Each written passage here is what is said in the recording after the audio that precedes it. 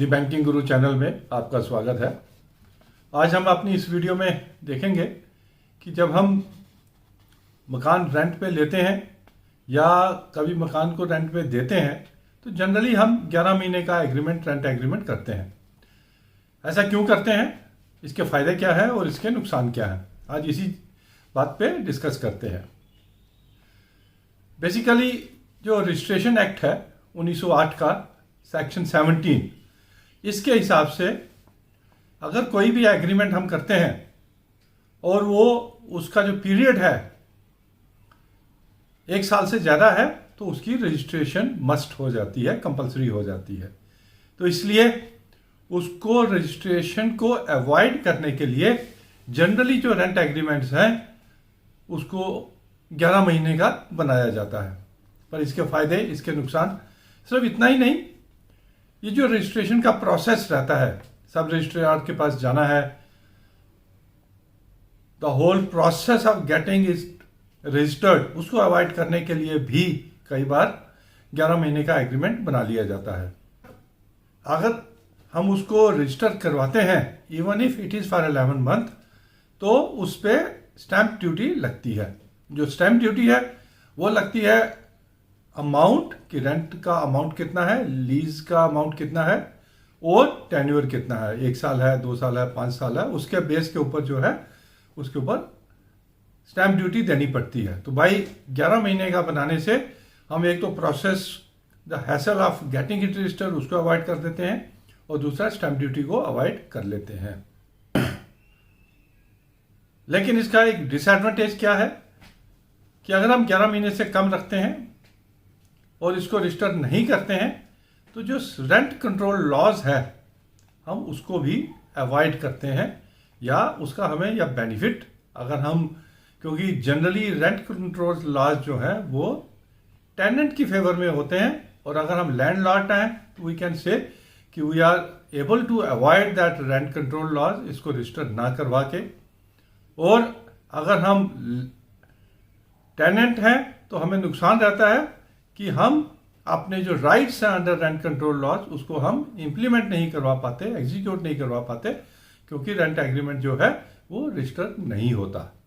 अब जनरली हम क्या करते हैं, 11 महीने का एग्रीमेंट बना के उसको नोटराइज करा लेते हैं। इसे भी देखते हैं कि इसकी क्या वैलिडिटी है।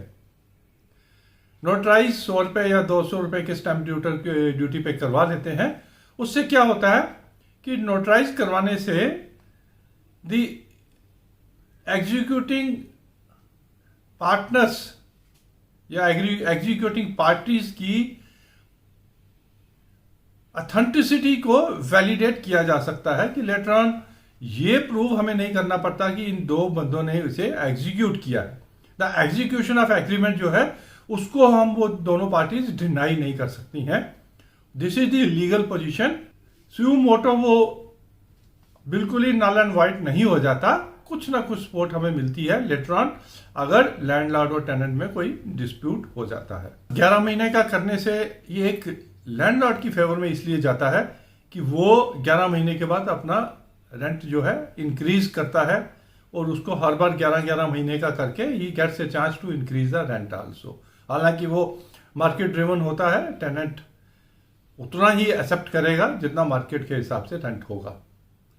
अब जो टर्म्स एंड कंडीशंस रहती हैं, टेन्योर है, उसका लॉक इन पीरियड है, अदर टर्म्स एंड कंडीशन, उसमें से भी अगर ये नॉन रजिस्टर्ड है तो दोनों पार्टीज को एक चांस रहता है कि उसको उसमें से आसानी से वो बाहर निकल आते हैं।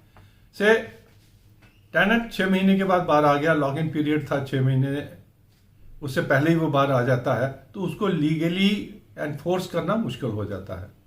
या अगर टेनेंट ने कुछ डैमेजेस कर दिए प्रॉपर्टी को, तो लैंडलॉर्ड के लिए मुश्किल हो जाता है कि उसके डैमेजेस को रिकवर करना।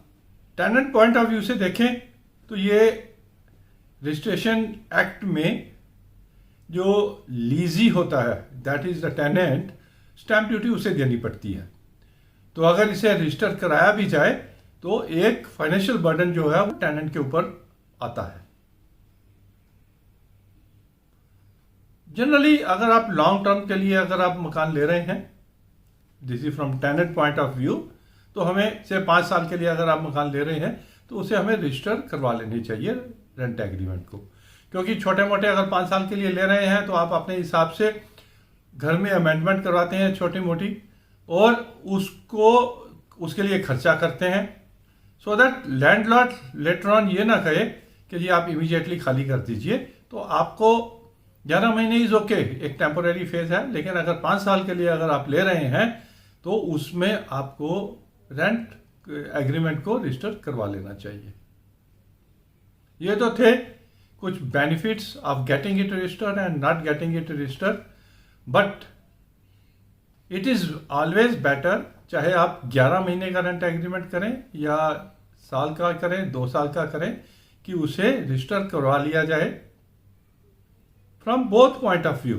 लेटर ऑन जो डिस्प्यूट होते हैं उसको अवॉइड करने के लिए छोटी सी हैसल जो इनिशियली होती है उसको हम अवॉइड करते करते किसी बड़ी हैसल में लेटर ऑन फंस सकते हैं। इससे फर्दर भी हम डिटेल्स डिस्कस कर सकते हैं, लेकिन फिर वीडियो लंबी हो जाएगी। अगर किसी के और क्वेश्चंस हो तो यू कैन जस्ट आस्क, हम उन्हें आंसर करने की कोशिश करेंगे स्पेसिफिक क्वेश्चंस को। Thank you very much for watching this video. Please subscribe to our channel so that in future also we can bring some good analysis for you on banking finance related topics. Thank you.